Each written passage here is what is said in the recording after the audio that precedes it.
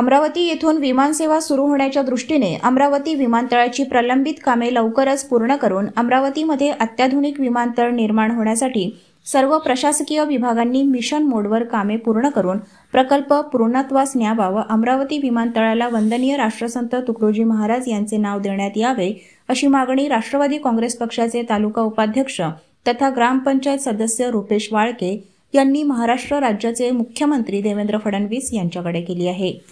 महाराष्ट्रातील अमरावती जिल्हा संत परंपरेचे वैभव म्हणून ओळखले जात असून वंदनीय राष्ट्रसंत तुकडोजी महाराज यांना राष्ट्रसंत म्हणून ओळखले जाते। अंधश्रद्धा निर्मूलन, जातीभेदाच्या निर्मूलनासाठी त्यांनी भजनांचा आणि कीर्तनांचा प्रभावीपणे वापर केला। आत्मसंयमाने विचार त्यांनी ग्रामगीता या काव्यातून मांडले।